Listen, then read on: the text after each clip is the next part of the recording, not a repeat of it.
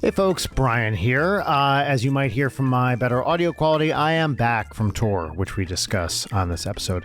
But I wanted to let you know that this week we do not have video because Layton's injury is preventing her from being in a position where she can record and do the video. But we'll get back to that as soon as possible. Should be next week. Meanwhile, if you sign up for our Patreon at patreon.com/LaytonNight, you will have access to like 4 years of video episodes with some of our favorite guests. So please go support the show over there and support this. Finally, I'm back from tour, Layton's healing, and things are returning to normal style episode.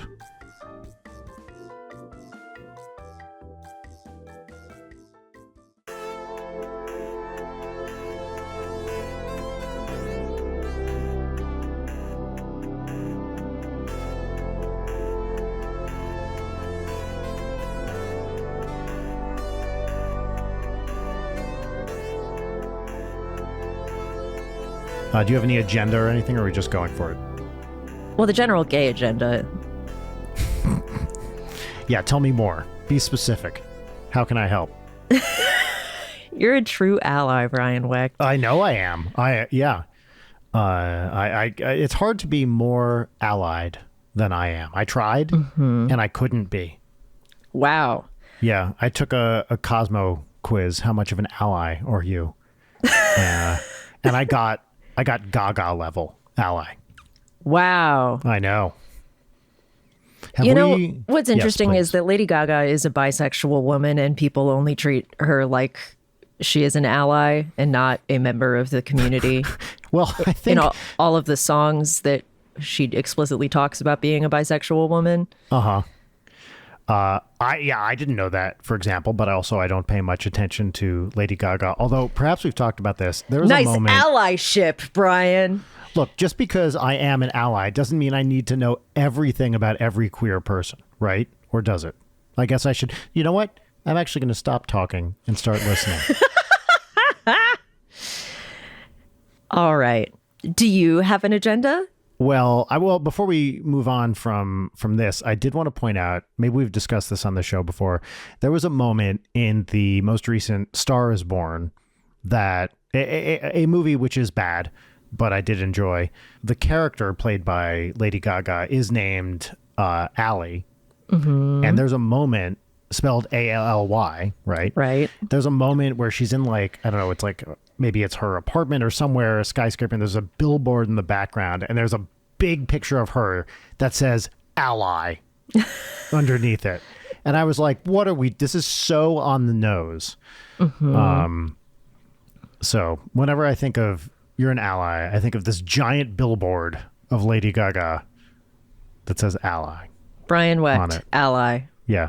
I bet maybe I should pay to put up some billboards around LA here. I'm sure that wouldn't backfire on you. How could it? Fucking cancel me. Come for me. That's what I'm telling people right now. Do it.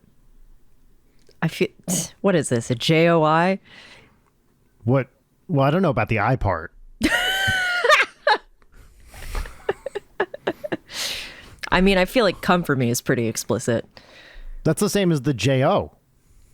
All right. Bam. Coming in hot. I'm back to good audio quality. Did you notice that? Back in my good mic. Yeah, you are coming in hot onto the good quality mic. In and on. Did you have an agenda for this episode, Brian? No, I'm just happy to be back home. I mean, we recorded a mini yesterday. Everybody got all of our good material out before recording one for the main feed. Honestly, a little bit, but that's fine. That's what happens when you sign up for the Patreon at patreon.com/LaytonNight. You get the A+ material as opposed to merely the A material that we give you here. But I guess I should say we can start here. This is Layton Night with Brian Wecht. My name is Brian Wecht. Over here we have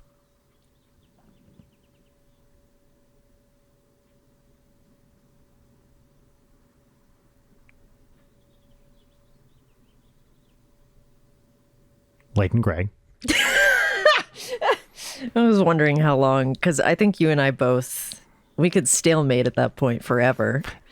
You know what? Yes. And there's only so much dead air chicken that one can play before the audience really leaves, stops stops listening. Right. Well, that's an important quality of a podcast is it should be something that you have to endure. Oh, yeah. Yeah, no, 100%. At some point, if you look at your podcast feed and at some point don't think, you're doing something wrong, because it means your podcasts aren't succeeding, I think. No matter how much I love a podcast, and I'm including our own in this, there is always some point where I look at it and I'm like, well, I guess I got to listen to that. But right. That's life in the 21st century. It is. You know what?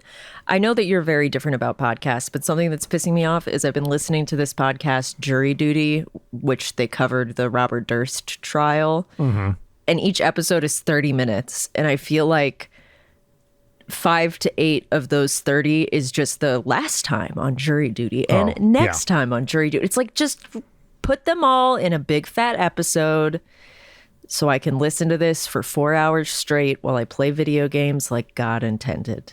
Also, the next time. Why are we doing next times on podcasts? Like, I guess I get it, but never. I would never do that.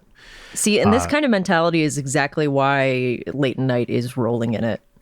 Yeah, that's right. Another podcast I like, episodes, and I'm not going to mention any names, episodes are typically like 12 to 15 minutes, and there are 4 minutes of ads in those, which I get it. I wish we had that problem. We do not. But that's an insane ad ratio. It is. And how tired are you of hearing Ryan Reynolds talk about Mint Mobile? You know what? I haven't gotten that one, actually. Really? Yeah. I feel like half the shows I listen to, I'm just listening to Ryan Reynolds with his deeply unlikable voice telling me about Mint Mobile. Yeah, Ryan Reynolds, if you would like to put ads on our show, I would be happy to take your money. I've never even heard of Mint Mobile. I guess we operate in different podcast clouds, Brian. I guess so. What podcaster is that on? With Gorley and Rust, and also Jury Duty, the trial of Robert Durst, which are the two that I'm actually listening to right now. Because I can never... People who faithfully keep up with multiple podcasts at once and don't just do like, I'm going to spend 6 months where this is the only thing that I listen to, and then I won't touch it for 2 years. Nope. I am juggling a lot of balls in many different respects. Obviously. Obviously. There are probably 13 or so podcasts, maybe more, I listen to on a weekly basis. As someone in the industry, you have to some extent. Right. But and the show reflects the high volume of podcasts that you consume. Yeah, that's right. I bring in a lot of influences from various places in pop culture and more academic fields as well. You can tell how fucking smart I am just by everything I say. Right. More important, we're 4 years in and we don't have ads. I mean, first of all, listeners, you're welcome. You enjoy this ad-free gravy train while you can, because the gravy train has left the station for us. Yeah, but also, and I think this might be why we don't have ads, we've never tried. So, indeed, it might not be that hard to get ads. We have people that listen to the show. It's it's not a huge listenership, but it's a decent size one. But we have never tried to exploit our wonderful fans by selling anything beyond our own Patreon to them. Yeah, which you can subscribe to at patreon.com/late at night. Literally all of the money goes back into the show. So, yep. It's exciting times. Now, it is. So let's see. I'm back from tour, and we mentioned this on this week's mini, but I am proud of us for keeping up with the show through a tour and a severe injury. Yes. I think we had one rerun in there, but otherwise all new stuff. Some of which we banked before I left, some of which we recorded while I was away. And Indeed. of course, you did a great episode with Allie and a great episode with Jory. just on your own. And those were really fun. I listened to and edited them both. I thought those were fantastic episodes. I really loved doing those just because it's me hanging out with my friends and there's a mic on also. Yeah. Any excuse to listen to you with either of those two people is great. And I'd like to give ourselves a little pat on the back for continuing this while I was away. Yes. And while you were very, very ill. Indisposed, yes. Indisposed. I'm getting my peg leg in the mail today. Oh, fun. You know, there's it's like a little thing that you strap your knee into. On. Yes, it's a strap on. It's a strap on leg. And then I'll be able to walk around like a pirate. Wait, so hopefully. you bend your leg and Yes. your knee goes into the thing. So you have effectively two legs. You have your regular Yes. part of your leg sticking out, and then this part goes down on the ground. Yes. Wow. It's like if I were in a play about pirates and I needed to fake like I had a peg leg, this is how I'd do it. Okay. That's pretty cool. Yeah, I will see how well that actually works for me because right now I have crutches and I have a knee scooter. Crutches, you can't carry stuff in your hands. I have a little Right. bag on them, but anything bigger than the bag, that doesn't really wash. Then I have a knee scooter in my studio apartment that is difficult to navigate around, but it has a basket on the front, so I can put stuff in the basket. But if I can get this peg leg on and hold an object with both my hands while walking around, I will metaphorically jump for joy because I probably don't actually jump. Jumping Right. is not something I want to do anytime soon. When are you projected to be back to like just walking on it normally? 2 months? I should be weight bearing in 2 to 4 weeks. Fantastic. Yes. That's great. I was reading about, because I want to be prepared for when they take the pins out of my foot. And my doctor was like, oh, it's not going to hurt. And I didn't believe him. So I did some Googling. And the resounding response, this is maybe more unsettling than if people had said that it hurts really bad. Uh-oh. Because they were like, no, it doesn't hurt. It just is the most wrong physical experience you've ever felt. Very cool. Well, Yeah. first of all, you obviously haven't spent enough time with me. Yes, but it's like, it apparently doesn't hurt, but you're not used to feeling something come out of your bone. Agree to disagree. And apparently the feeling of having it taken out feels like there's some sort of lizard brain instinct that's like, no, they're pulling my bones out. Crazy. Yeah. I think I'm going to film it Oh, that's a very good idea. Yeah. just for my menagerie. Because I could make like the worst scrapbook of all time. Like, I don't make scrapbooks for vacations or positive life events, but I could print all of your these pictures foot out book. and make a little foot book. Wow. It's like Facebook, but for my nasty, fucked up foot. Yeah, and I've seen many pictures of that foot now in the last, month and a half. Yeah. And there's some pretty upsetting ones. What would you rank as there. most upsetting? Ooh, well, let's revisit our text thread, shall we? Now, this is going to be a real a kind of a mixed bag because you don't want any of these pictures released publicly, right? So no one's going to know No. exactly what I'm talking about. No, which right, I'm actually probably makes them sound worse. Scrolling through these, Which is sexy good. hot dog lady, dog with the tongue, Me with blue hair. Audrey texting you. Yep, you with your 18-year-old. Cute looks. pictures of me and Audrey. Yep. Waffle House menu. Threatening text from you about what fast food chains I should visit. Oh, here we go. Okay. No, that one's not too bad. That's actually that was a pretty good one. Well, there's definitely, okay, hold on. I think I'm almost there. Yeah, this is probably the worst one, I think. And I'm looking at a text from, it looks like Tuesday, April 9th, in which your foot is completely fucked up. Your ankle is swollen beyond belief, and there are giant blood blisters all over it. Yeah. That's a really bad one. That's the one where I have contact dermatitis too, and that Yes. is the itchiest thing I've ever experienced. Like, it looks so angry in that picture, and that's exactly how it felt. Yeah. I think that My one... toes are all bruised. That one is more upsetting than the one above it with the giant blisters, the fracture blisters. I actually think, in my opinion, the initial, 3 days afterward fracture blisters, because it's so swollen. I mean, the Is that blisters the are one horrifying. from April 2nd? Is that the one we're looking at? Yes, that's a pretty bad one too. Just horror, abject horror. Yeah, it's pretty awful. I'll definitely give it that. Yeah. Let's see. How many pictures of your feet do I have on my phone now? Let's look. I mean, it's at least 10. Yeah, you're welcome. Yeah. It's Here's great. you in And then the I also have hospital bed. Yeah. my x-rays of the foot, which are cool. Those are great. Those aren't upsetting. Those are just cool. Yeah. That's for dark wiki feet. Yeah. Well, you certainly, foot-wise, you've been through it.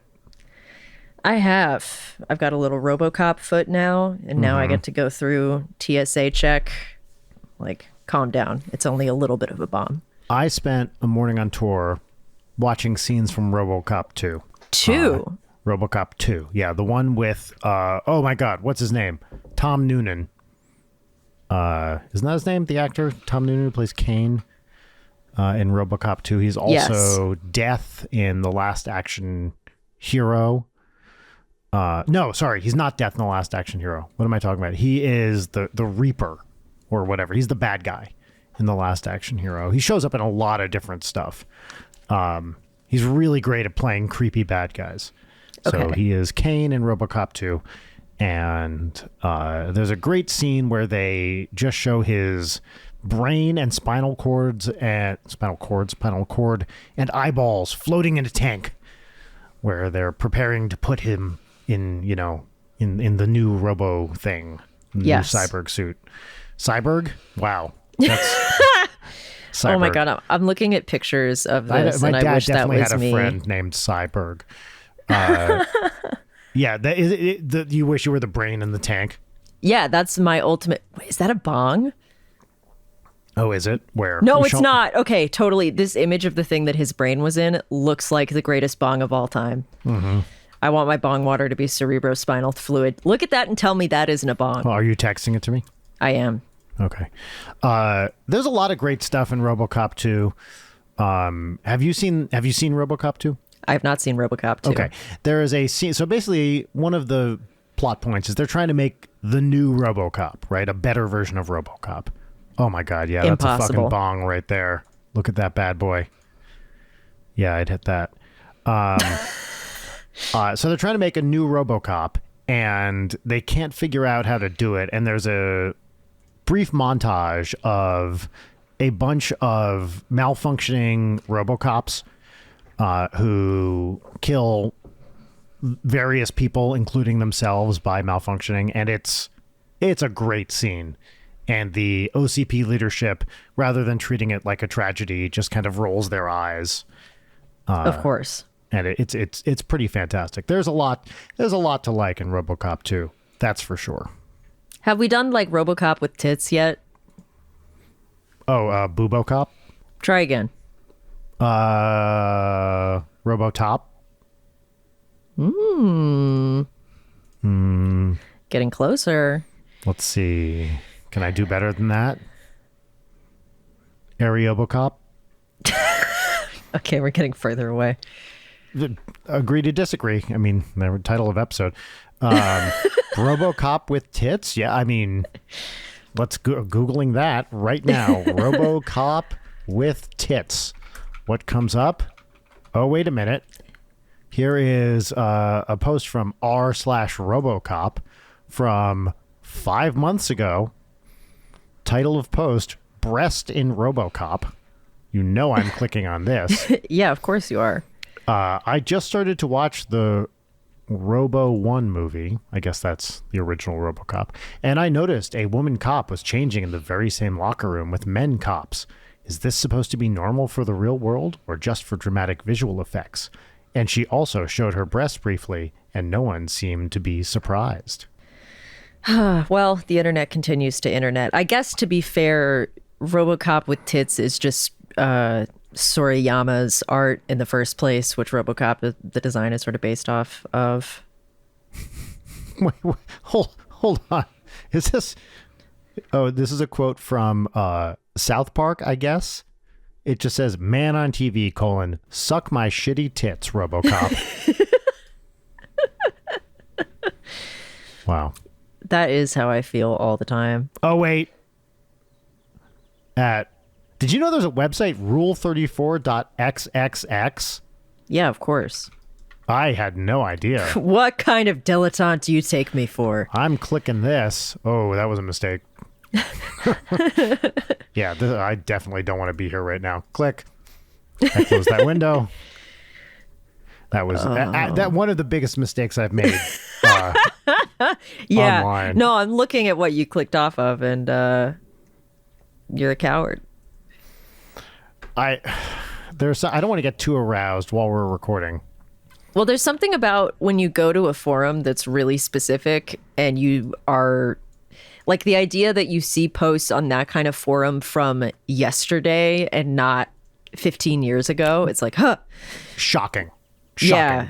Because just the design screams like, 15, 20 years ago. Why that's still a thing. It's like, imagine going to, I don't know, Something Awful or something like that and posting today. Mm-hmm. Does this even still exist? I don't even know. But that style of thing, unbelievable. Yeah. I do think with the enshittification of all of the everything of the entire internet, I wouldn't mind if we just went back to that aesthetic. It would be a very refreshing, because at least it would keep people separate from each other, because now we're all just jumbled in together on here for different reasons with different interests, and anything you post can be carried over to a different parcel of the internet where everyone hates you or whatever. Like, I think humans need holes to be in, to occupy. You have no idea. To decorate, to fill. Yep. No, keep going. We don't have a video episode this week because I have to be in my weird reclined position, but I was just mugging for the camera after saying that. Okay, now here, let's explore the age gap between us, because unlike you, was alive and aware during the dawn of the internet.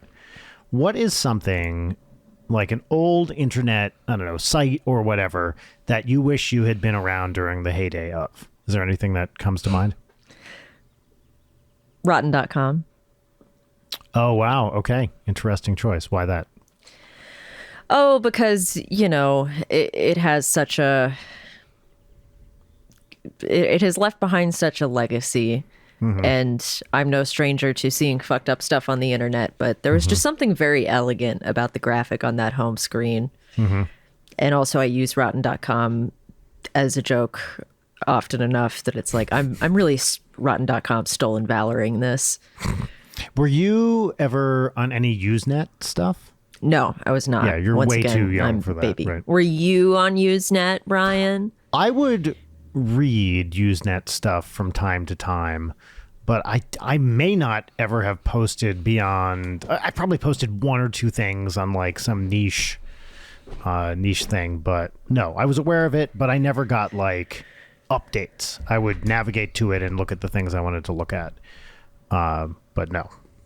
Jory was recommending to me the AV Club reviews of classic Simpsons episodes almost entirely for the comment section, because people would go and pull the reviews from the time off of Usenet and post them in the comments. And it's nice. Very funny reading people in 96 or whatever reacting to all-timer best episodes. Like, the show has really fallen off.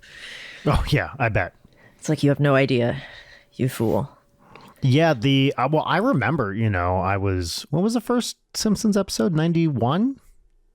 Something like that? You're asking the wrong gal. Well, somewhere around there. But I remember when The Simpsons first came out, and then I'm not talking about when it was on Tracy Ullman before it became a show. But those first episodes, there were definitely people who were like, this is just, this kind of humor is destroying the world sort of stuff. Because, Bart's a bad example, blah, blah, blah, that kind of stuff. That take was everywhere. And at the time there were, it was also before the show got really good in those first couple seasons. Yeah. It took a while for it to get amazing. Although still there's a lot to like in the early seasons, but when it was very, very Bart centric right out of the gate, there was a lot of hue and cry about what a bad example Bart was. You know what? There was a what was the New York Times crossword recently that like the clue answer was hue and cry. I'd never heard that phrase before until then. It was like really? semi-recent. Yeah. Well, that's surprising to me. I know. Yeah. But yeah, famously The Simpsons beefing with the Bush family, and then The Simpsons' ultimate petty response of making the episode Two Bad Neighbors. Yes. Yeah. Yeah. And which is now a classic episode. Yeah. For sure. So fuck them. This is how, as we're seeing played out within the Drake and Kendrick beef at the moment, sometimes you really fuck yourself over, like the Bushes did by repeatedly going after the Simpsons. Now, it is very interesting to me to hear you bring up the Drake-Kendrick beef, because I would never have guessed you cared about this at all. Maybe cared is too far afield. Maybe you're just aware of it. But oh no, I'm pretty invested. Tell me what is interesting about this to you. Now, obviously, you're a huge Drake fan, and you called him, quote, the greatest artist, a once in a lifetime, a generational talent. Jesus Christ, Brian. What? Yeah. Can anyone defend anything Drake has ever done to me musically? Nothing about it is at all interesting or good, as far as I'm concerned. But what the fuck do I know? I'm only hold a that professional energy, musician Brian. with perfect Hold that taste. energy, because Yes. if you feel like that, Drake comes at Kendrick, who is a Pulitzer Prize winner. Yes. And an incredible musician and talent, unambiguously. Yes. And then Yes. Kendrick annihilates him Yes. repeatedly. And Yes. it's fascinating. I don't know. I'm not even sure I can fully justify or explain it, but I've had like all of the tracks back and forth To me, going. this is like a feud between Kid Rock and Tom Waits. That's the talent difference between the two of them. Yeah, I understand what you're saying. Yes. I will say I don't hate push-ups and Family Matters. It's just that Drake is thoroughly humiliating on both of those, and then The Heart Part 6 is just maybe one of the most embarrassing songs anyone has ever put out. Is that one of the recent ones, or is that that was like Drake's latest comeback, where he was like, I'm actually too rich and famous to be a pedophile. Yep. If Epstein taught us anything. Yeah. It's just apart from whatever why are they even fighting? Can you explain this to me at all, other than it's just something that's maybe fake? I had to explain this to a person of like, if you're doing a fake rap PR beef and it's like a mutually agreed upon thing, you don't run with the stuff that Kendrick's been running with. You don't let a song chart at Billboard #1 where the song is literally just you being called a pedophile to a dance beat. Like, have you listened to any of the tracks in this whole offensive? I want you to think about who I am and then try to answer that question for yourself. I think you're a cultured and up-to-date gentleman with an interest in the hottest things going on in pop culture at the moment. You're not wrong about any of that, and yet I have still not heard anything. So, all right, well, we're not going to describe. dedicate this episode to listening to them, but I want you to listen to them, because I also went into this like, what the fuck is everybody talking talking now? Is that what we're fucking doing this episode? Are we listening to this? I It doesn't sound interesting. I don't want to do it. No. No. Skip. No, it's also like 7 songs that you would have to listen to go from like the beginning towards Nope. the end. Let me guess. The Kendrick ones are good and the Drake ones are bad. I don't even want to say the Drake ones are bad. I think Push-Ups and specifically Family Matters are both very listenable. It's just that, so like maybe Drake's best entry into this whole thing is Family Matters, which he like made a music video for and dropped. And the big thing about that was that he dropped that, and then within 20 minutes, Kendrick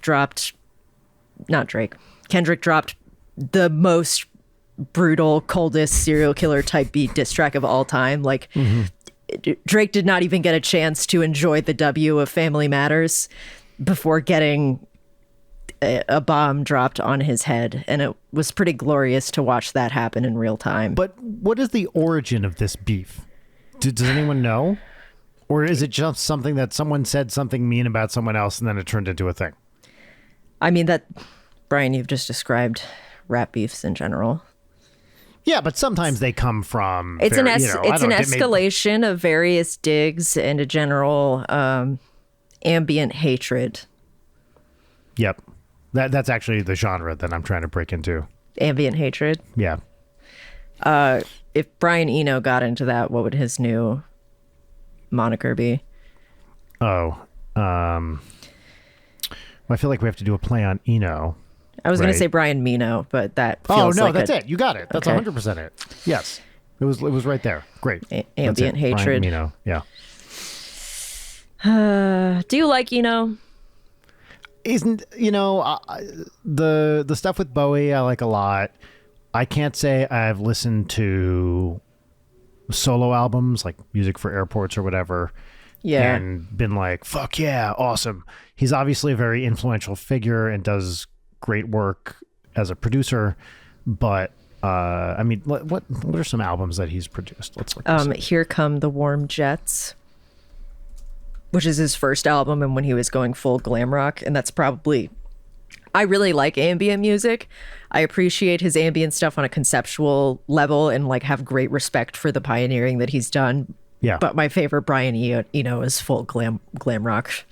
Well, I was going to say, I feel like if I have to look up his discography, selected discography. Here we go. Like, come on, Dead Finks Don't Talk. Fucks. I want to know, I feel like I know the stuff he produced or co-worked on more than the stuff he put out under his own name. The Windows startup sound. Productions, I see. Here we go. This is what I'm looking for. What are some... Okay, Low. Yeah, the Bowie stuff. The Talking Heads stuff, right? Yep, those Talking Heads albums are great. And that's what I'm talking about. That's the stuff I know better. Yeah. I couldn't give a shit about U2. Wow. Did a bunch of U2 stuff. So yeah, I will say. I guess he wrote some things on a Paul Simon album, which I like. Surprise. That's nice. Not the best Paul Simon album, but a solid one. Yeah, I would be curious if you listened to Here Come the Warm Jets front to back, what your thoughts on it would be. I will put that on my list. Yay. Well, this has been our incisive music commentary for the episode, where I've managed to say nothing substantive about the Kendrick and Drake thing while also not explaining any of it to you and you not listening to any of it, and then me asking if you like an artist that I don't even particularly care for. So, successful bit. That's podcasting, baby.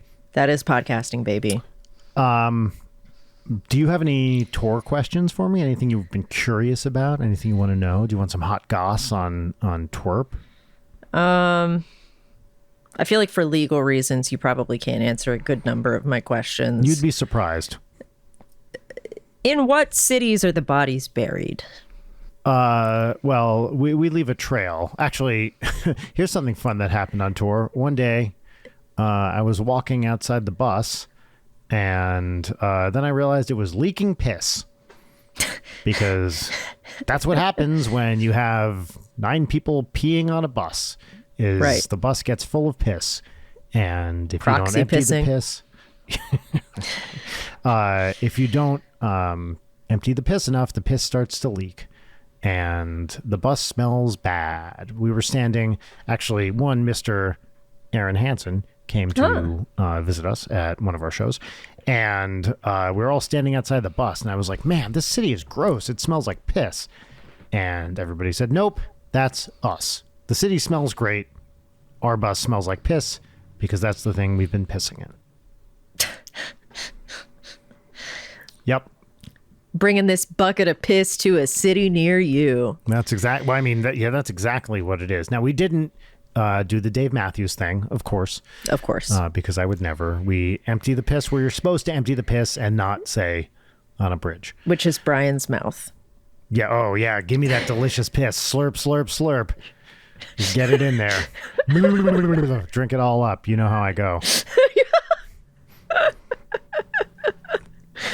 Brian, I don't know anybody else who makes me regret the things that I say as quickly as you do. I thank you, Leighton. That's so nice.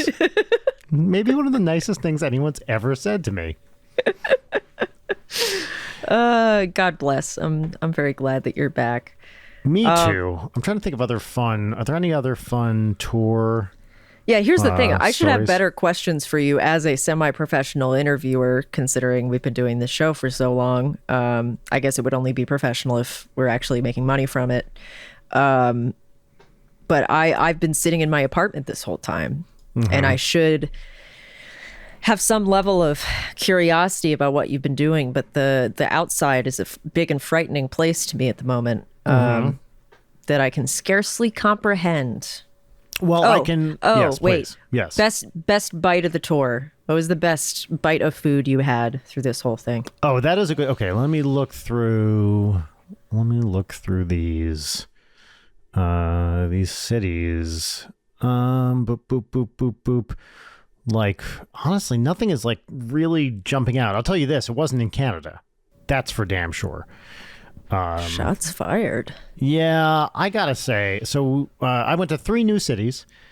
Well, I'll tell you a fun Canada story. How about that? Oh, Canada. Oh, Canada, indeed. So about, I don't know, 2 weeks, not quite into the tour, we arrive in Calgary.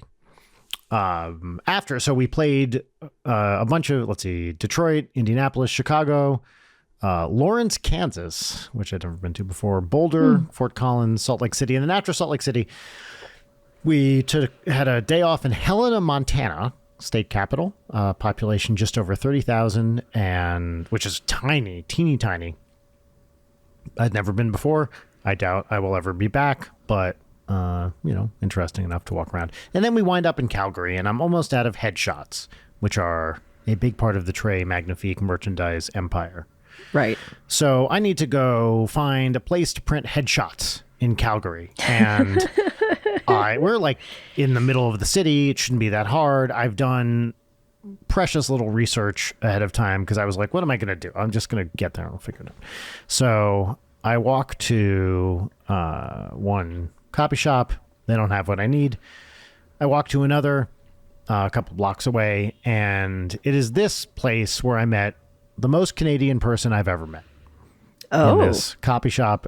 I almost said coffee shop. Copy shop in Calgary.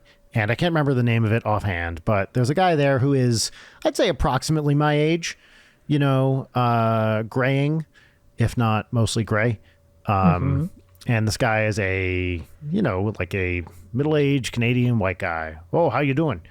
Pretty good. I got to print some headshots here. Oh, yeah. So what do you do there? I'm a musician. Oh, a musician. You on tour? Yep, I'm on tour. Oh, where do you live then? I live in Los Angeles. And this is where the conversation really got great.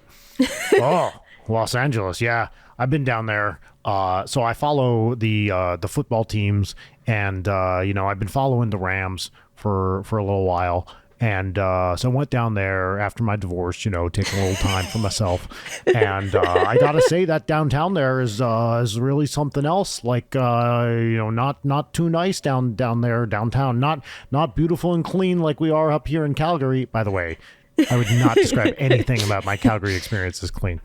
Just a gray, maybe there's lovely parts of Calgary. It was not the part I was in. Yeah. Oh, but yeah, that LA there, I really like the States. People talk about the States like they're not so great, but I really like it. I've been down to, then he starts listing everywhere he's been. I've been to Denver. Been to Denver. That was nice. I like Denver. I've been down to San Francisco. Yep. A lot of NFL. And this guy goes on and on. He's so nice, but so Canadian. Definitely had to throw the thing in about his divorce there. Decided not to follow that up. And I will say, he printed a mean headshot. It was great. Wow. Yep. Some nice glossies. Yep. And I carried them. It was maybe a 10-minute walk back to the bus. And I also, because I was selling merch, I went to a store and I bought like street caution signs for the street. Mm-hmm. The kind that are like kind of triangular and you stand them up outside. Yeah. Caution, children playing. And I had to carry a box of several hundred headshots along with 3 caution signs back to the bus. I guess I could have called an Uber, but I didn't want to. And that was not a fun walk back. Right. And you modified these caution signs, correct? I did. It said, caution, children playing. And I made them, I put, it had like a infographic style child or person on it. And I gave the kid a horn and in one case a fedora and wrote caution, children playing, smooth jazz. And then signed them and sold them at the shows. I do like the signs that are arranged like slow, children at play. Yeah, that's pretty much what this was. I think those would adapt really well to slow, jazz at play. Jazz at play, yeah. I'm trying to. I feel like we had some good barbecue at some places. Where were we in the South? Look, as somebody from North Carolina, I'd like to officially disavow North Carolina barbecue. Really? I like Carolina barbecue. I think it's great. Fuck, dude. You don't like it? I don't like Texas as a state, but they figured it out. Texas barbecue is great. It's just, it's the vinegary, the vinegar doesn't wash like for me in North Carolina barbecue. I like the vinegar. Now, I did go to a Terry Black's in Dallas, which is very good. I like Black's barbecue, although shockingly expensive. For like a medium-sized lunch, it was like $40, which was a lot. What's your favorite barbecue side? If you've got like an array of options, what are you going for first? My typical is beans and slaw, usually. Yeah, pretty ubiquitous. Yeah, collard greens, if they're done right, are great. I'm not a cheese guy, so I'll never do mac and cheese. Typically, actually at Black's I did green beans because I was like, I need something green on this plate. Yeah. Hush puppies, great. Love hush puppies. Dude, I haven't had a hush puppy in so long. They're so great with the honey butter. Right? Yeah. It's great. But I almost never do potato salad. I like potato salad. Almost never do it. I have a tough time with the salads, egg salad, chicken salad, potato salad. Yeah. I like the Japanese version of all of those things. Just not I agree. standard American. Did I describe to you the breakfast place I went in Atlanta? Did we talk about this? Was it good or bad? Because we talked extensively about you being a snob and repeatedly walking out of different restaurants. This was okay. So that was in Jackson. Atlanta was entirely a different thing. It was perfectly fine. It was more just weird. Oh, okay. Okay. So we are in Atlanta, and we're in like a part of town where there wasn't a lot of option. The standard move: you wake up, look around for coffee. Is there anything nearby? In this case, there was not a lot nearby. We're actually just parked right outside the Fulton County Courthouse, where some shit is going down, or has been. So, but no one, that wasn't anyone like protesting or whatever. But there wasn't a lot down there. So I looked around for a decent coffee shop, and there was one that was like a 15-20 minute walk away. What the fuck else am I going to do? I'm going to go to it. So I walk into this coffee shop, and I walk in, and kind of like lute and recorder music is playing. The walls are red with gold trim, and a gentleman in a neck to ankle length robe, comes up to me and goes, "Good morning, Your Majesty. How may I help thee today?" And it turns out, did I tell you this already? No. It turns out that the theme of this particular coffee shop is like royalty.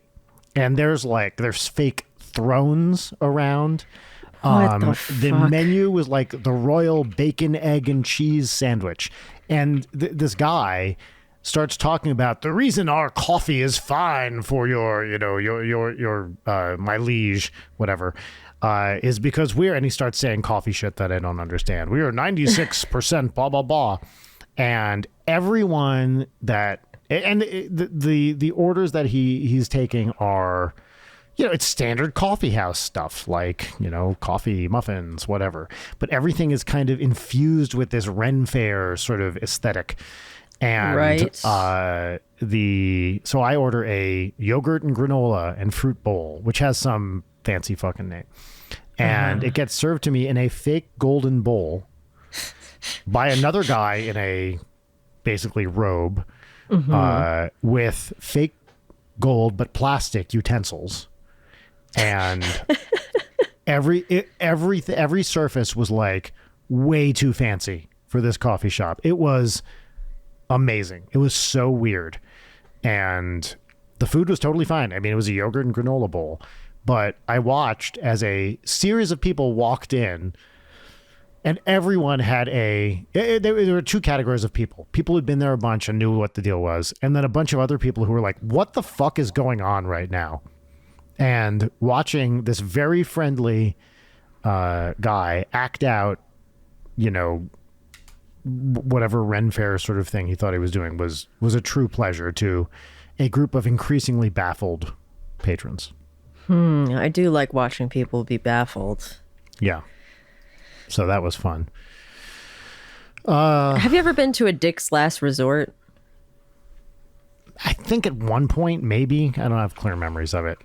I do have other stories for you, actually. Oh, okay. But tell me your dick story.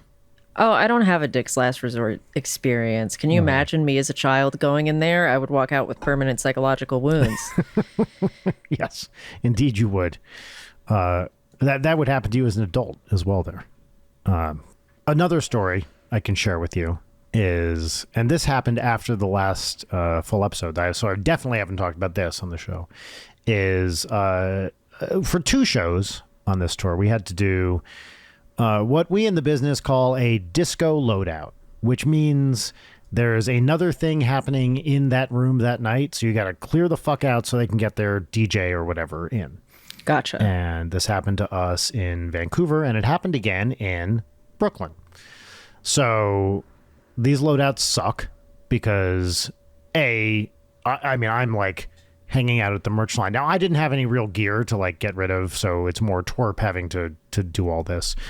But that still sucks. Also, there's a merch line and twerp is trying to remain somewhat anonymous, right? Right. So that's a whole other issue. Anyway, so in Brooklyn, we finished the show. It's at a big club called Elsewhere, which has a bunch of different rooms. And the problem with Brooklyn is that the bus cannot park near the venue. And in fact, the bus had to park in Secaucus, New Jersey, which is all the way across Manhattan. You got to get out of Brooklyn, cross Manhattan, and it's to Secaucus because there's rules about buses in New York, I guess. Right. The bus, you could chance it, but you might get a ticket, and those tickets aren't cheap. We decide, not my call, although I don't think I would have decided differently, we decided to not chance it. Bus has got to clear out. We do this disco loadout. We got to get all the gear out of the club. We clear the gear out of the club. We're waiting in kind of a little alcove, which is like the entrance to the club, but it's outside. And we have to wait there for the bus to come from New Jersey, which takes 2 hours. So the bus takes forever. Now, it turns out that there was maybe the driver left a little late or something, whatever. But our entire tour group is waiting outside this club with all of our gear for 2 hours as the club starts its rave night. And a giant group of people. Now, a lot of people at Vancouver, like nobody was there for this DJ night. In Brooklyn, people keep coming in and coming in. We're just waiting there, and it's cold. And we can't leave our gear because there's fucking strangers wandering in and out. And there's a lot of like expensive music gear. So we're all just waiting there, eating cold pizza out of boxes. And about an hour into this, I'm like, fuck it. I'm going live on Instagram. Oh, I see. And so I posted, and you can still see this, an Instagram live. I go live, title, live at the club, 3 exclamation points. And I decide I'm just going to stay live on Instagram until the fucking bus shows up. And it ends up being between 45 minutes and an hour, I think, as a bunch of people keep watching me, trying to figure out what the fuck I'm doing. But I just decide I'm not going to say anything. I'm just going to kind of move around the club a little bit, mostly outside. And then someone, I think maybe Dylan, the merch guy, starts broadcasting me going live on his live. And it was this very surreal experience as a bunch of like club people, all like dolled up, wearing their club gear, club dresses and club stuff. Try to figure out what the fuck this middle-aged guy is doing, staring at his phone. Broadcasting elsewhere, broadcasting. At one point, if you watch it towards the very end, a guy comes over and he's like, "Yo, what's up? Oh shit!" However many people. He's like, 87 people watching. Good number, dude. Good number. Yeah. Not to put an editing load on you, but I think this podcast would be vastly improved if you got that snippet and dropped it in right here.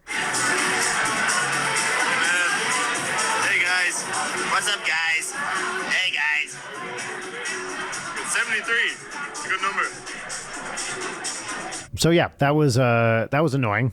Nobody was happy about that. But we had a great show the next night in Boston. Wow. So it all worked out. We immediately left for Boston. Yeah. Who was the best crowd on tour? The Boston crowd was really great. That was the biggest show. That was almost 1,000 people. Holy shit. And that was really, really great. And I'm talking about when you say best crowd, I'm talking about for my set. I did a very different thing than Twerp did, and all the crowds were great, honestly. I will say, what's the right way of saying this? There are some crowds where people just scream things at me a lot. And there's different levels of disruptive that can be. Right. There was one crowd pretty early on in the show, I can't remember where this was, where a couple people just spent the entire set screaming, "Ninja Brian! Ninja Brian! Ninja Brian!" at me, which is baffling. That's nice. Because you have nothing to do with that guy. Trey has nothing to do with that guy. Trey is not even aware that person exists. Now, could I smack people down? I could. I tried to do, I have a recurring joke in the Trey set where I point at someone and say, "Security," which is kind of which I like because it's a joke, but it's also a way of sort of handling hecklers. Yeah.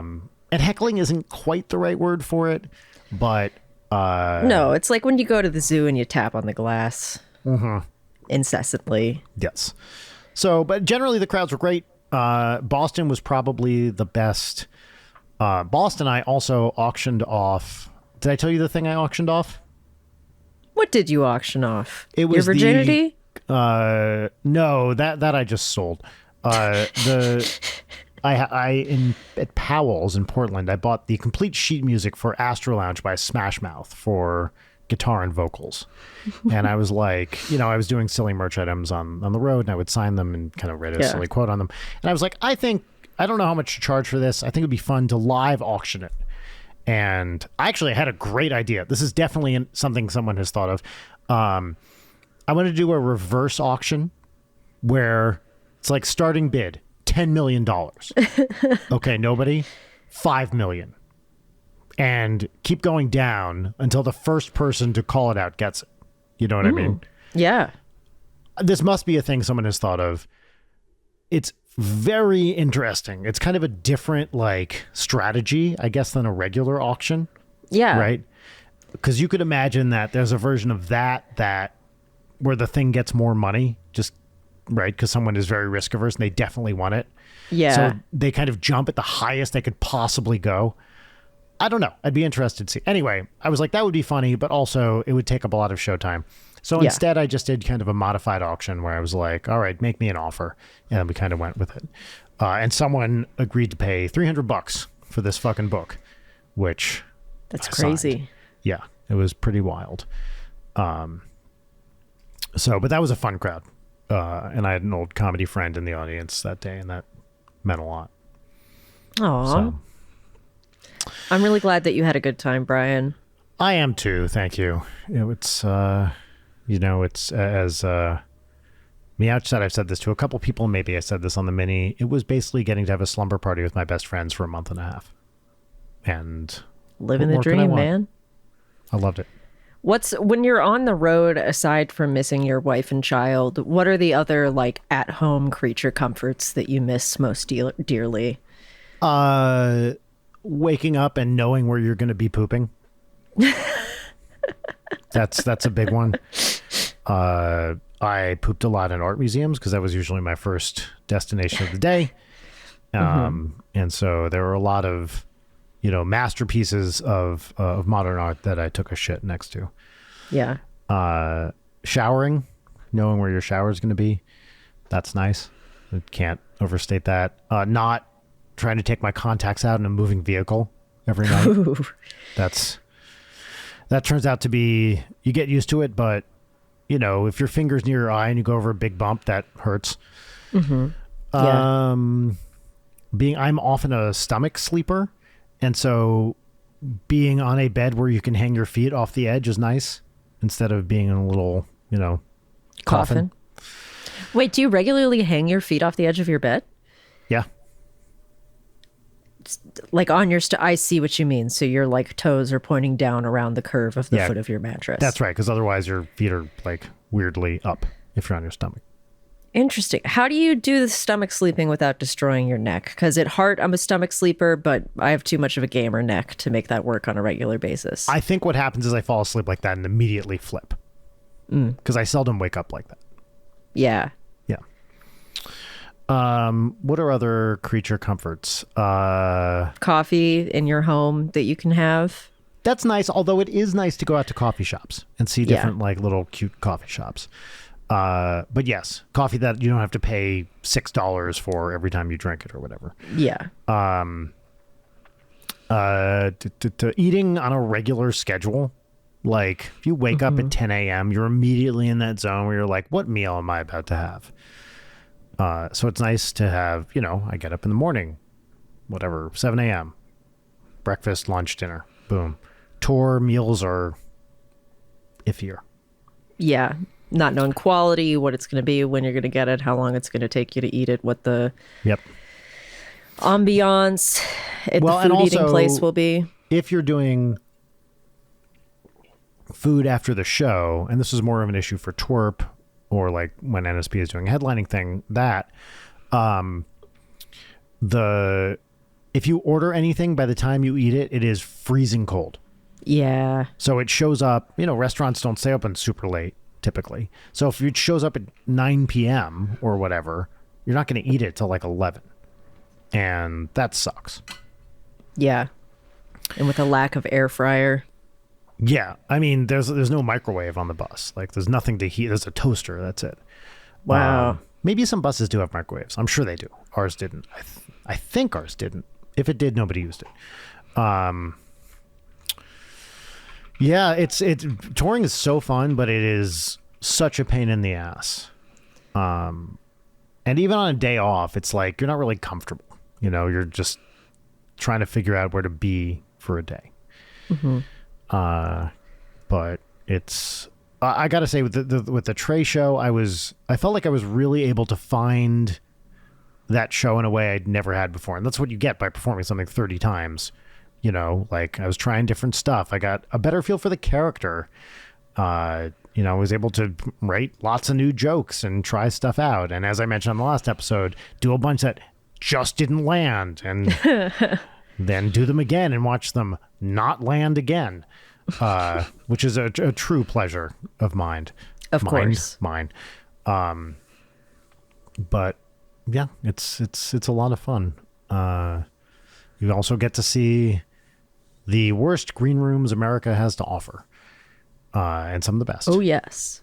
I mean, that's the other thing is, you just never really know what you're walking into until you've been there before. Mm-hmm. So you really don't know until you walk on stage, is this going to be a sweaty mess or pretty okay? Yeah. And sometimes there was one show we did in Syracuse at a truly awful venue, where it was like my fingers are slipping off the saxophone because it's so hot and gross in there. Yeah. It is hot and gross as it is for Trey. I can only imagine for Twerp. But yeah, because I'm literally shirtless, right? Yeah. My costume is almost as cool as it could be, but those guys are in masks and fucking spandex and not fun. I don't know how they do it. I don't either. I was talking to Dr. Sung at one point. And I was like, did you ever ask yourself, why did I pick something where I have to wear all this bullshit? Because I ask myself this all the time. And then I have the other, I did a thing where I have to wear a lot of bullshit that's really hot. And then I chose another thing to do where I also have a fucking costume. Mm-hmm. And it's like, why am I, it's a total self-own. Like, why am I doing this to myself? But yeah, it's nice that when I do my other jobs, I can simply wear my pajamas, which is what I spend most of my time wearing anyway. And this is even before I fell off my roof. Yes, indeed. Because I've given up, folks. I have officially given up on fashion. Pajama time. I'm done. That's great. It's leggings and sweatpants and oversized t-shirts. I just went through and got rid of any shirt that is under a medium, under a large. And I mean in terms of graphic tees. Mm-hmm. Any graphic tee, I need it to be... You're embracing the bagginess now. Yes, because it's so much more comfortable. I feel restricted. Mm-hmm. I've got, you got rid of your Lycra bodysuits. Yes. That you always wore.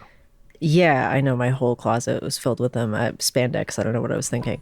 Yeah. But no, I like tight pant, billowy shirt. It's not a good look, but it's comfortable. It is a fairly popular look these days, right?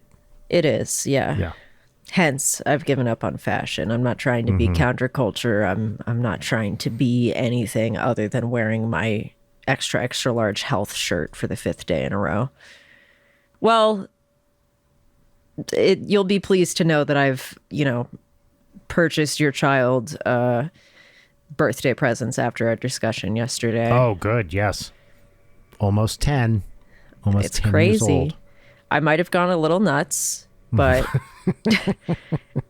she'll lose her mind. So I'm excited That's about great. it. It is the perfect bridge between video games and makeup. So I think we're going to get her a new Switch.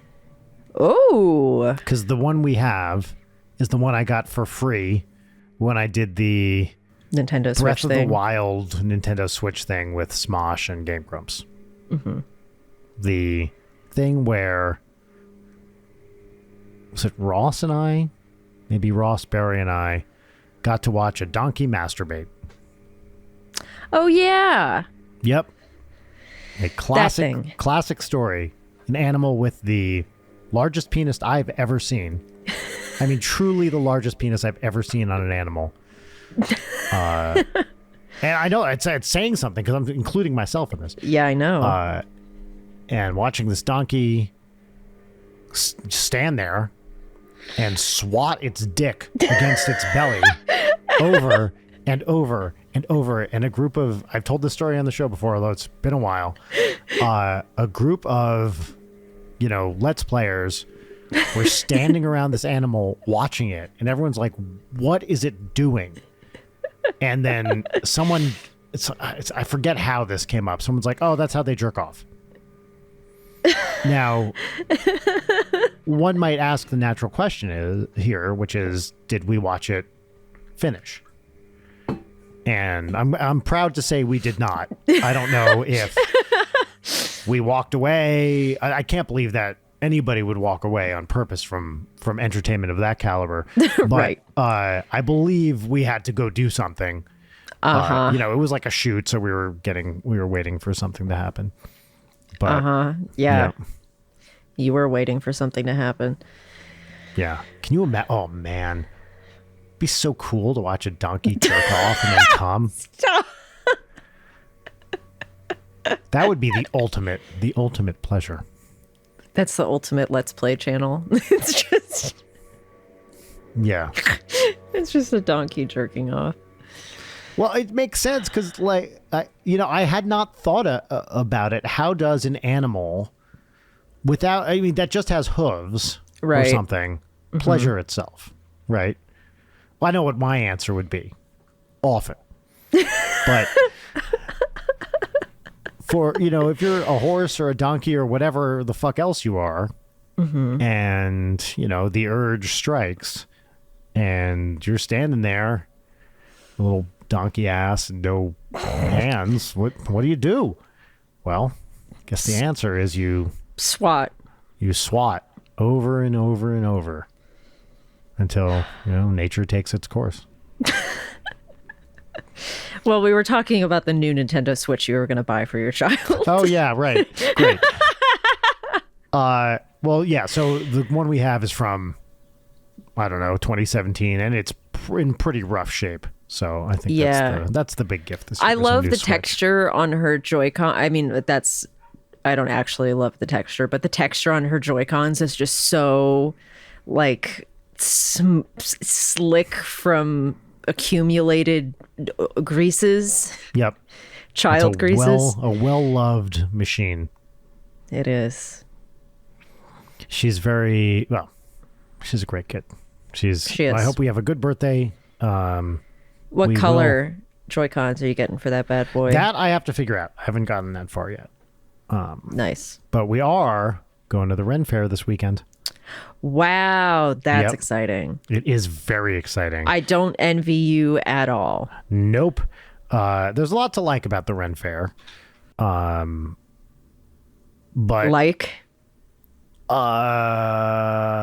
the shows are fun, I think. Like that, I'd say that my favorite part is the performers. Performers are really good, generally speaking. The food sucks and is way too expensive. Getting there is annoying. Good luck parking. It's hot. It's dusty. Yep. People are drunk. Although less, because we're there early, because we have a kid, people are fair. less drunk than typical, than they might be later in the day. But the joust is always fun. I like the joust. The aerialist, always fun. I like that. It's fun. For a little kid, it's great. For a little kid, it's great. You're right. We're going with her best friend, and they're going to dress up in like fairy wings and stuff. It'll be fucking awesome. Okay. Yep.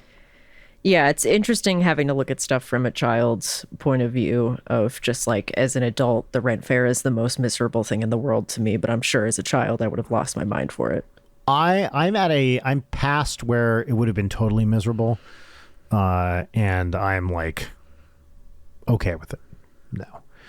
I will say one thing I'm done with, and apologies if this applies to anybody listening to this.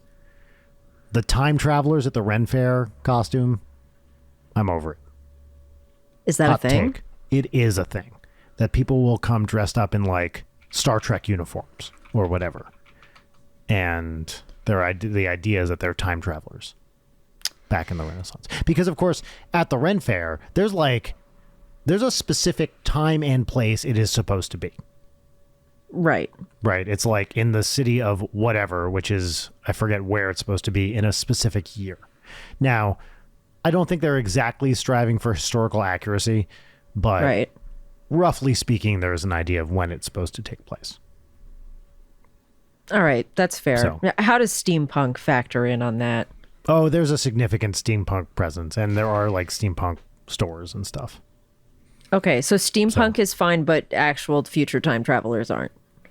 Oh, what's my opinion on steampunk? I'm also done with steampunk, but whatever. Steampunk at least looks cooler. Brian, we all were done with steampunk circa 2011, and here we are. Yes.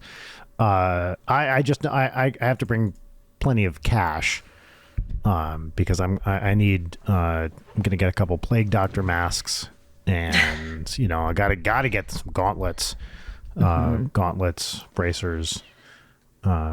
Maybe I'll pick up a halberd or two. Basically anything that my characters in D&D would wear. That's what Daddy's getting. Well, I hope you have a good time at the Renaissance Pleasure Fair. We're gonna have a greater time. Let's just say that I'll be bringing the pleasure. Fair enough. One thing I didn't do as Trey, which I kept forgetting to do, is at some point to say something like, I just don't understand what's wrong about wanting to give and receive pleasure. Which is... Yeah, I think that's maybe like one of the most off-putting sentences possible. Well, 100%. It is the kind of thing that whenever you hear someone say it earnestly, you're like, whoa, what the fuck is going on over there? And give and receive pleasure. You're so right. It's so upsetting to hear someone say that. And well, that's why I wanted to say it as Trey, because it is truly the kind of thing only a monster says. A monster who's about to, fillet this sax. That's exactly right. Yeah. In terms of upsetting sentences, that was exactly my thinking. Is it betrays a certain amoral self-centeredness, I think. Well, I think we should move on to segments. Speaking of things to do.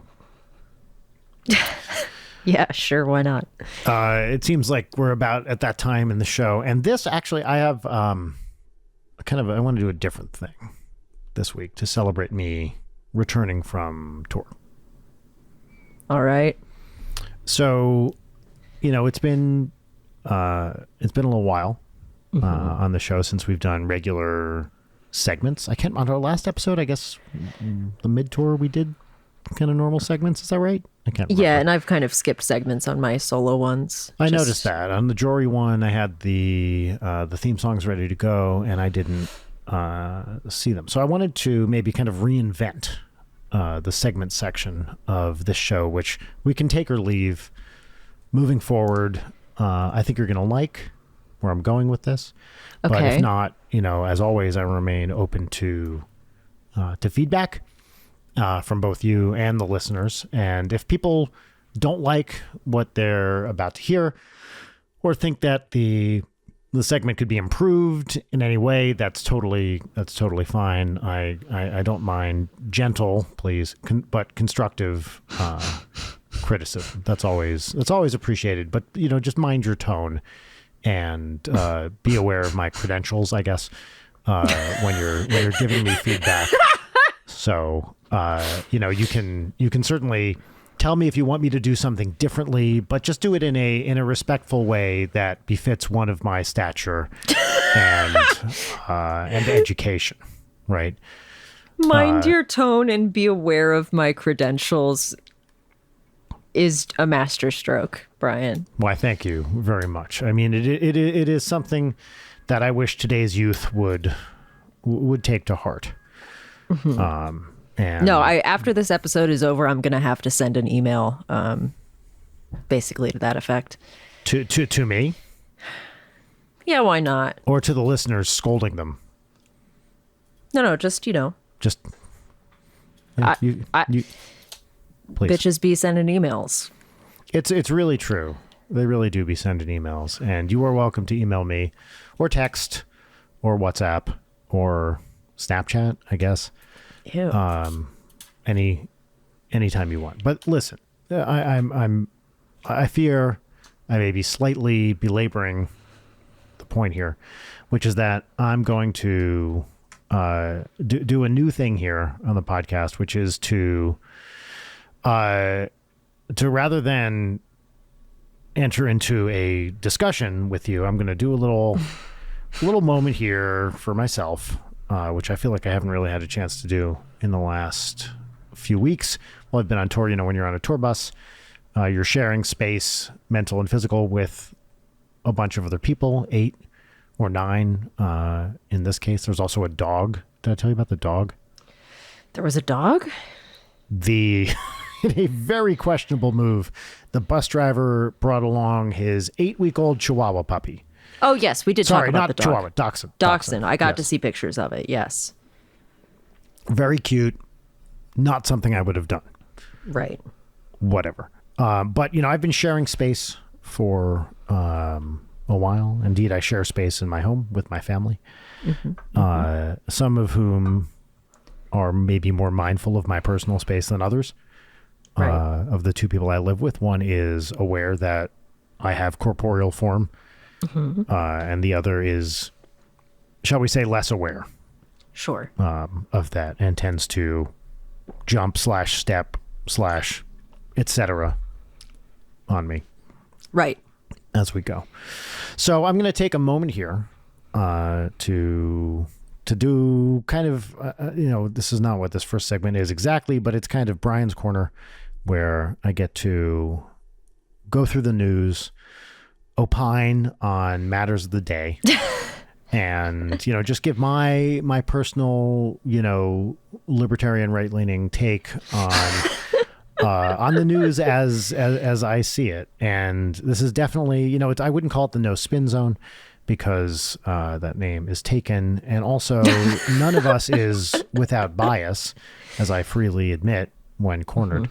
I am sure I have my own set of biases that I bring to the table. And if anyone has, if you spot any, certainly I'd be interested in hearing what they are. So feel free to send me an email. But remember his credentials. Yeah, remember my credentials. Watch your tone. Watch your language. Also, I don't know, maybe like just talk to me as you would a superior, I guess is what I'm trying to say. You use my title. I don't think that's too much to ask. It's Professor Wecht. Actually, I was never officially a professor in the UK system, so you don't need to call me Professor Wecht. Dr. Wecht is fine. That is my actual title.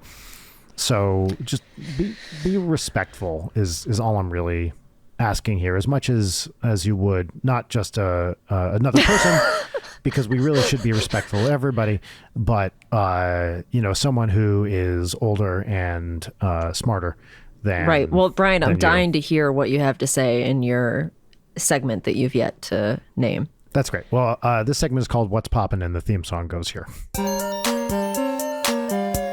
What's poppin'? What's poppin'?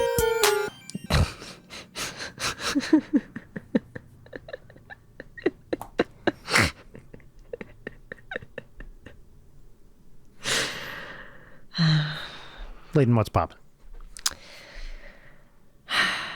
I'd ask that you use my title, Brian. I've shown you respect, Dr. Wecht, and I ask that you show me the same. All right. Ms. Gray.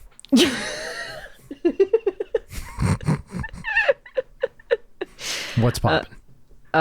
What's poppin' for me is the new-ish Justice album, Hyperdrama. Oh, okay. I didn't know there was a new Justice album.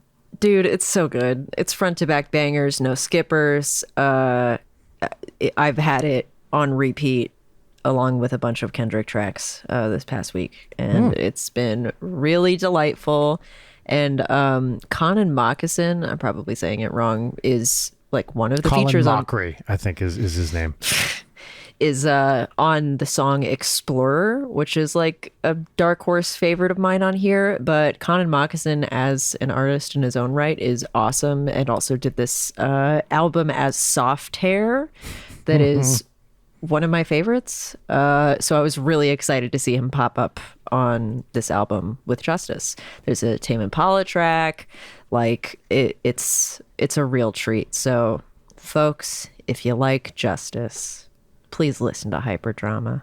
Well, I love Justice, especially the way the Supreme Court's been leaning recently. Jesus fucking Christ. But yeah, that is what's popping for me. And also, if I'm going to recommend one specific Kendrick Lamar song, I will recommend Money Trees because it samples Beach House and also is a great song in general. Great. And also, not like us, Meet the Grams and Euphoria, if people want to go down the dissing Drake and ruining his career path. All three of those are great songs. Fantastic. Yeah. All right. That's what's popping for me. Brian, what is popping for you? What is popping for me is it is a TV show I started watching over the last week. I forget. It's a few years old. I think maybe even started in like 2017 or so. It's the show Louder Milk, starring Ron Livingston, which when we were recording in Toronto, Jim Roach was watching a lot of and is like, dude, this is so funny. You got to see it. And I just kind of sat on it until, I don't know, this week. And I'm really enjoying it. It's a Peter Farrelly of the Farrelly Brothers show. Him and I forget the name of the other creator. But it's Ron Livingston being Ron Livingston, which is pretty much the same character he always is. Yeah.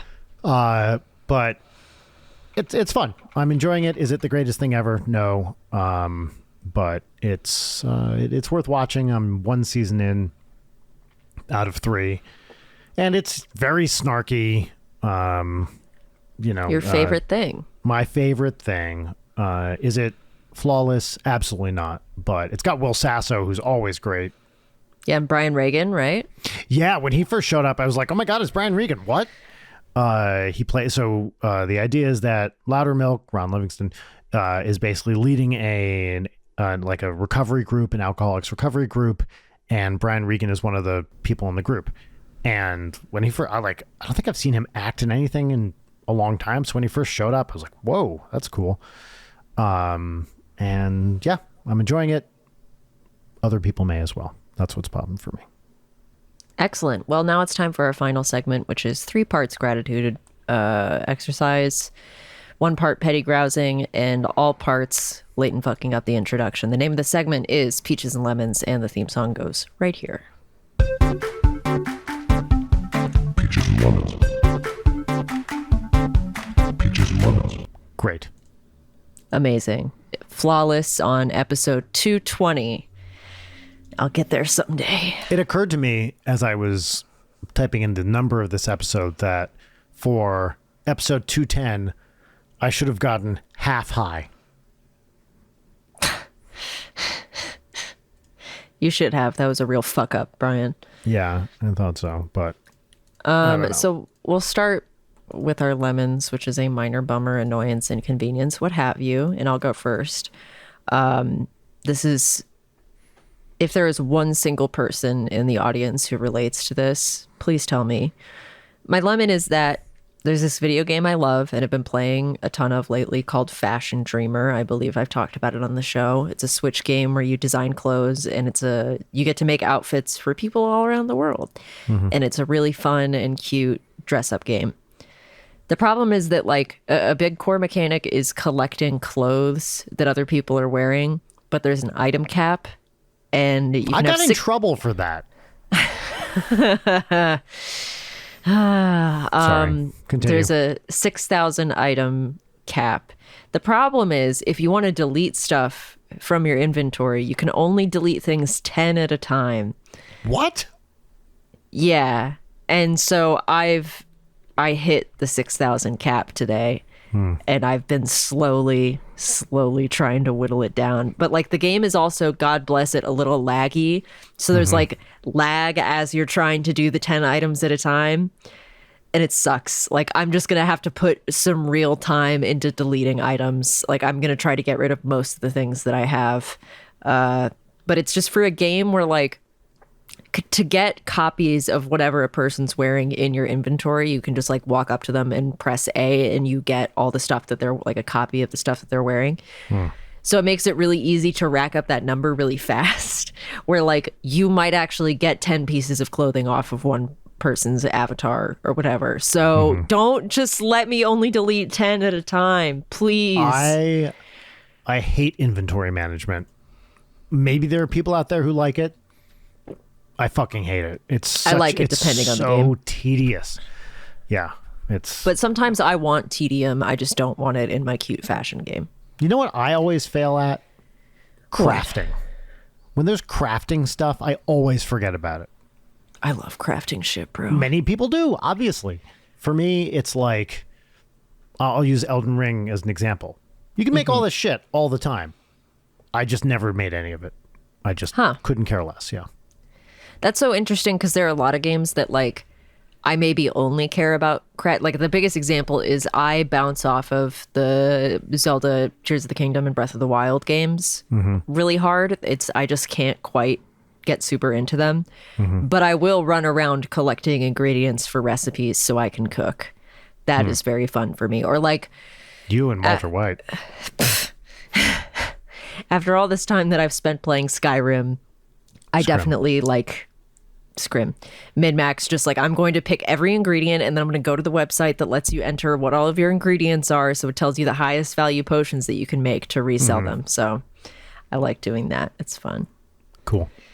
What's your lemon, Brian? My lemon is just that I'm back from tour and now I have to fucking catch up on shit. And there's a lot to catch up on.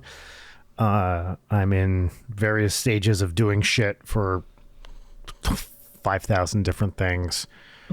And how to put this delicately, for many of the things I'm involved with, they don't get done unless I do them.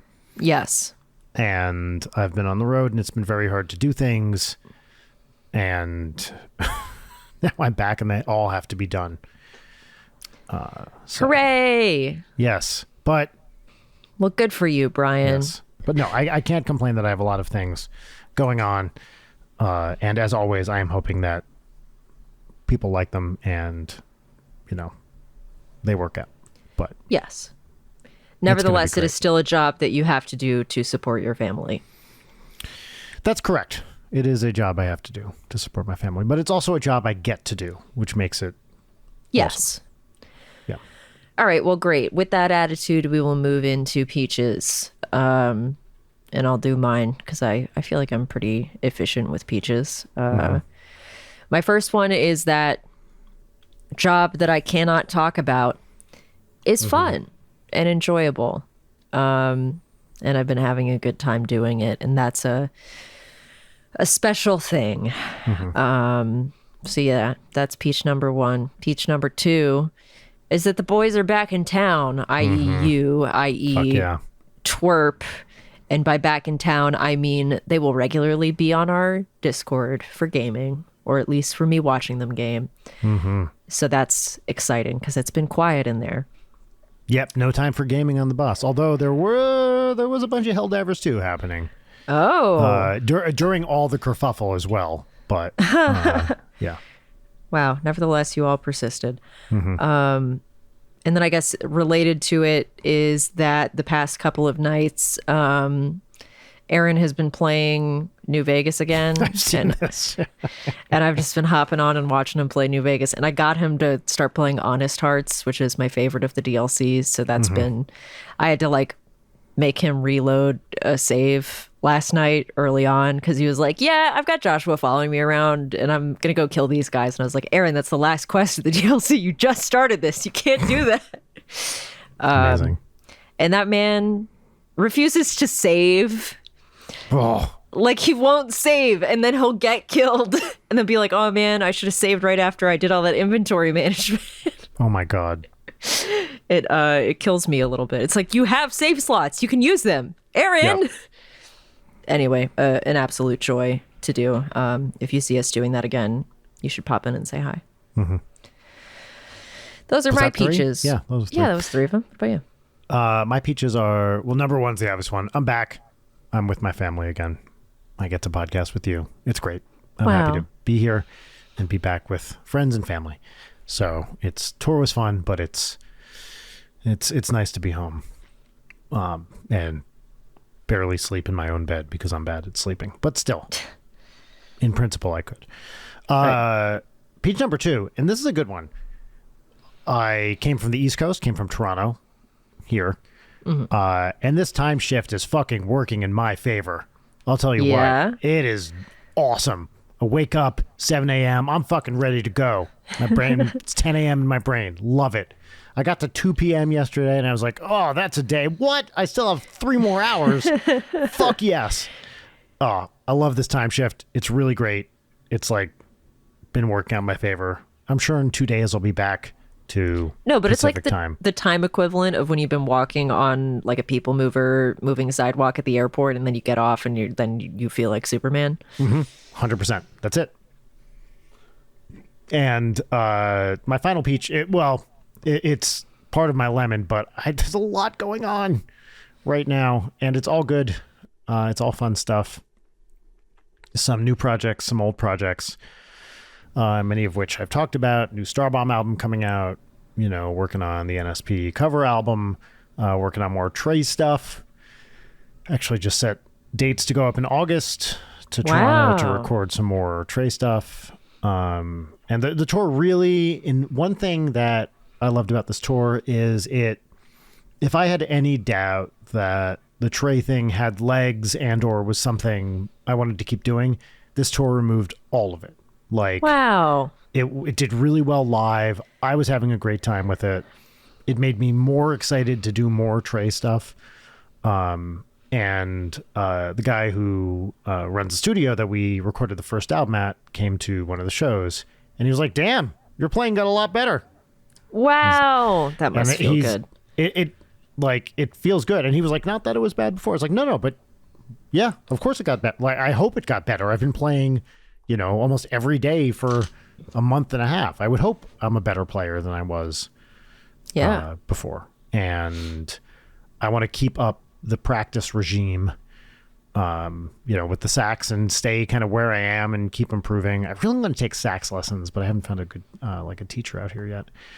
I would be very interested to hear how that goes. I'm sure it could only help, right? Like, I haven't taken sax lessons since college. I've taken sex lessons. And given them as well. Well, yeah, but, I consider that a public service. Right. My sex lessons. But do I want to do more on that bit? I don't know. Let's move more on. on the sex lessons. There's no, I'm not going to do more on that bit on the sex lessons. Great. Let's just Excellent say decision. I am a generous instructor. Let's just say. Well, wait, I'm not done. So I'm just excited about doing more Trey stuff, and it's happening, and the plan right now, and there's nothing firm, but the idea is to do a Christmas EP. Wow. This year, or a holiday EP. And I think it'll be some classics and maybe one original song. Wow, So, that's going to rule. I hope so. So I got to write that. And is the Trey Christmas fit exactly the same, but with an all-white Santa hat? I think is it an all-white Santa hat? In my mind, it was exactly the same, but with the Santa hat. But I think maybe it's all like white would be antlers. cooler. All white would be good. That's a very good idea. Okay, yeah. I'm almost sold. more like a sleeping cap with like a really long. Yeah. Yeah, I'll look at options. But that's a good. All white is very good. Yeah. Yeah. You've got an aesthetic. I feel like you should run with it. Yep, I'm a white man. All right. Well, everybody, thanks for joining us now that hopefully we're back on. I think we've done a great job maintaining the show during both of our respective Interregna. better word, yes. But here we are, we're back. Is it interregnum? What's the plural? Interregni? Probably. Anyway. Great question, but we are here, we're back to both give and receive audio pleasure. See, somehow that's worse. Also, you could have said oral. Fuck! Wow, that actually, you hit a resonant frequency with that. I'm upset that I didn't say that. Yeah. Well, now here's your chance, Leighton. Say it. No. Yeah, I knew that was coming. Well, then I'll say it.